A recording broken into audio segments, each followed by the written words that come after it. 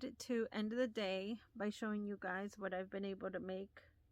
I finished these 2 cats. I was also able to, I still have the other 3 that I need to do. And I was also able to completely finish 3 of the possums. Here are 3. And then these are the other 2 that I still need to just close up in the back. But these are my 5 possums, which is the number I wanted. So I am good. And tomorrow I will finish off these guys and potentially make something else. But if not, it's going to be fine. I also got to wash the little swatch I showed you guys. And it came out really nicely, I think. There's a little bit of, you know, like halo coming out now. But in general, like, as a swatch, I think it did great. I think it kept its shape. And this just makes me think that I can indeed use it to make some more items to gift. Because it will do well in case it gets washed with some rougher items. I washed it with some towels and a blanket, I believe, to make sure that there was a bit of abrasion, just to see how it would come out. And as you guys saw, my kid, smallish one, we were watching a show, and so I was like, if I'm gonna sit, I'm gonna knit. I continued to knit on the scarf that I had started yesterday, and so this is how far it's come. I was trying to measure out how much more I wanted to go, and so from here I decided I wanted 30 more of the garter ridges. So here's 10, 20, and I'm on 30 now. So here is where I'm going to start my decreases, so I should be able to finish her off today. With this one, I did end up using more stitches. This is a This is a 23 stitch count. The green one I did was 21, but the original on the video that I linked for you guys, I believe she uses 19. So this one has been taking a little bit longer than the other ones, or the other ones would have, because of the stitch count. But again, I think it's really nice. It's coming along, and this is what I've been unraveling. I don't even remember, like I said, what I had been making, but it's getting a nice second life. Rogue just went by the tripod, like next to it, and I wasn't sure she was gonna knock it over or not, so she did it. Anywho, so this is where I leave you for today, and I will see you guys tomorrow.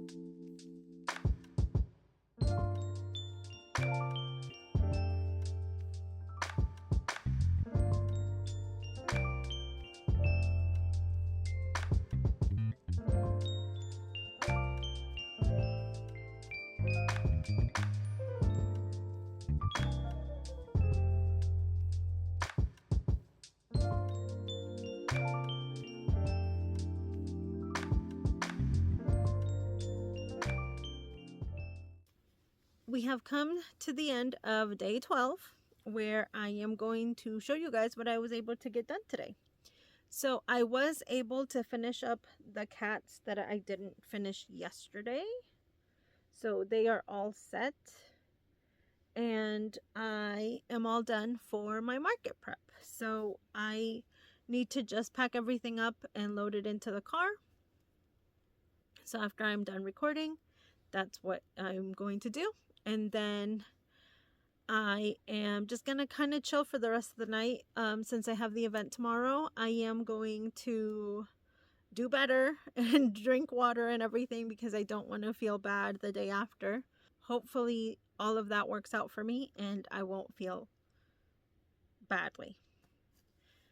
I also decided that for the remainder of Vlogmas, I wanted to kind of decorate a little bit more of the house with small things, nothing big. I have bought patterns previously and I haven't really used them. So I knew that, and so I went on to Ravelry to look at the patterns that I had. I found a sock pattern and an amigurumi advent. And while I was in there, I also remembered that I had bought a pattern from Susan B. Anderson of like small decorations for Christmas. So I think it has a tree, a sock, and a sweater. Looking at those, I was like, hold on a second, I have an idea. So I am a Harry Potter fan, and I've always wanted to make my family the Weasley sweaters, right? But also not all of my family would actually wear their sweater. And so instead of making them actually wearables, I decided that I was going to use the pattern from Susan B. Anderson to make them little Weasley sweaters. So we have one from each one of my family members belongs to a different house. So we have all 4 houses in the household. I also wanted to include the pets. After talking to the family, we all decided that Kobe definitely is a Hufflepuff and Rogue definitely is a Slytherin. Concha is still up for debate. I think he's a Slytherin, but the biggest one has yet to say what she thinks they are. So we're waiting to hear back from them and see what the conclusion is. So that one's still up in the air for Concha. I'm going to make the sweaters. And then to go along with the sweaters, I'm also going to make some socks. And I think I do want to make coordinating socks. So it'll be also house socks. And I, of course, want to make one for Dobby. So in the books, well, I don't remember if they do it in the movies, but in the books for sure, Ron gifts him socks and he gives him a pair of socks, and then Dobby is like, they messed up at the store, they gave you 2 of the same, and he's like, oh right, I'm sorry, here, take this other pair and mismatch them. So I decided that I wanted to make Dobby socks with my leftover yarn that I have, and as you guys saw, I did find a little bag full of them, so I am going to use some of those to make Dobby socks. And so I think I will end up with probably 6 socks and 7 sweaters. I'm not sure if I'm gonna make the coordinating socks for the dogs, but I will for the humans. So it's up in the air how many socks I end up with. But I think those things will be a good thing that I can look forward to doing every day is the little sweater and potentially the sock.